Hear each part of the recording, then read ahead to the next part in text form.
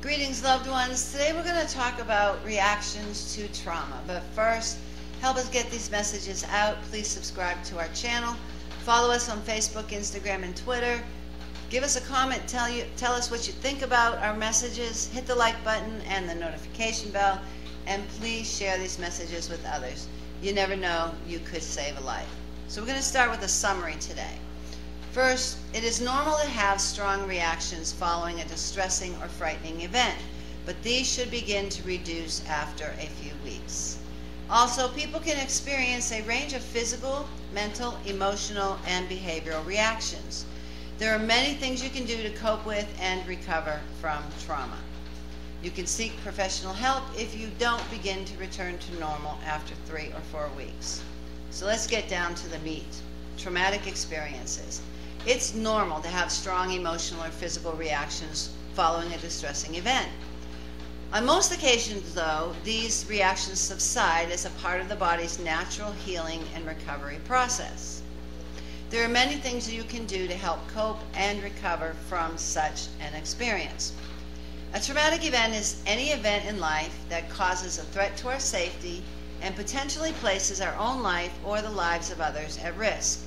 And as a result, a person experiences high levels of emotional, psychological, and physical distress that temporarily, keyword, temporarily disrupts their ability to function normally in day-to-day life. So examples of potentially traumatic experiences include natural disasters such as a bushfire, flood, hurricane, tornado, being a victim of or a witness to a crime, an act of violence, or armed robbery, being involved in or witnessing a serious car or transportation accident, being in an airplane that is forced to make an emergency landing, being physically assaulted, and also being exposed to images, news reports, or social media posts of these types of events. So what are reactions to trauma? Everybody has a reaction to trauma.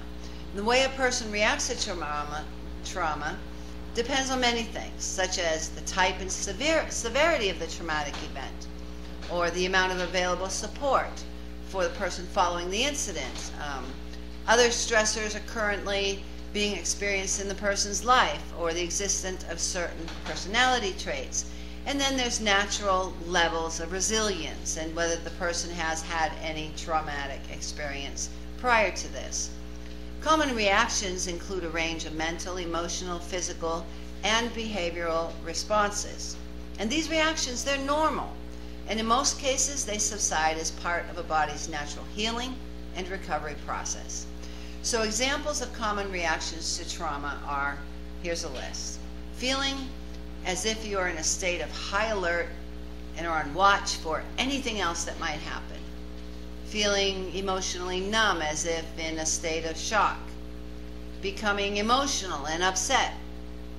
Feeling extremely fatigued and tired. Feeling very stressed and or anxious.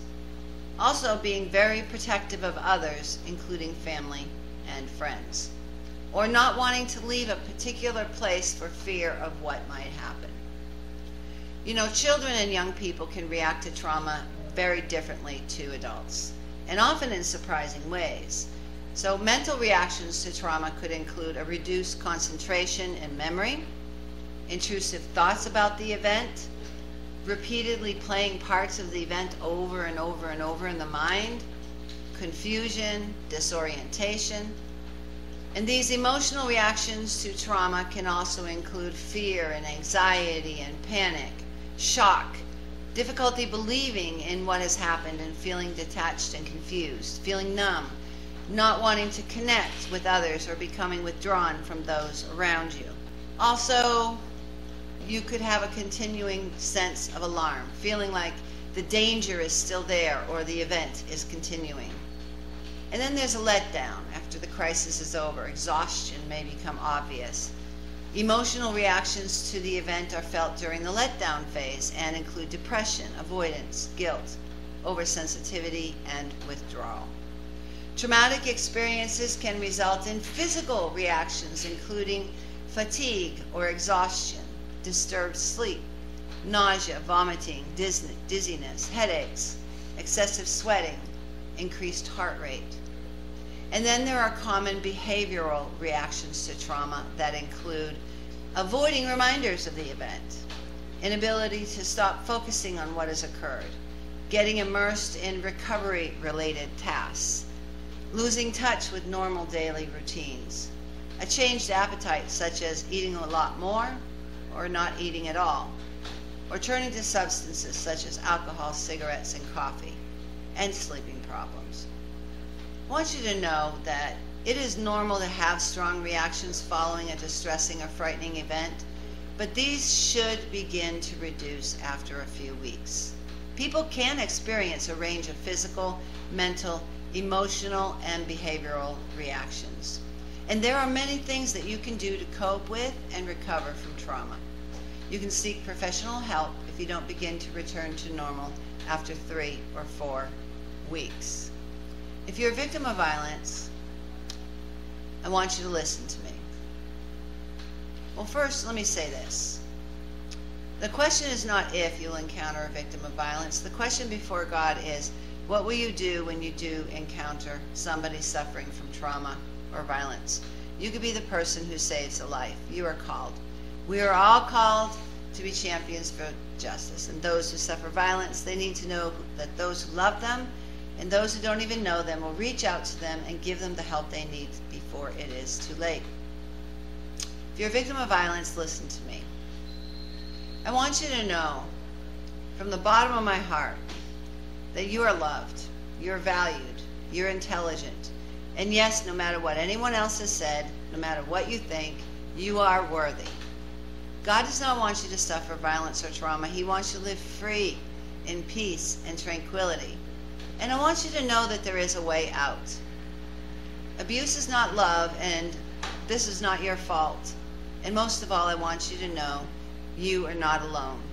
If you're a victim of violence, please reach out to someone today. If you find yourself in a dangerous situation, call 911 for help. And if you know of anyone who's suffering trauma, help them. If you know of anyone suffering violence, report it to the authorities.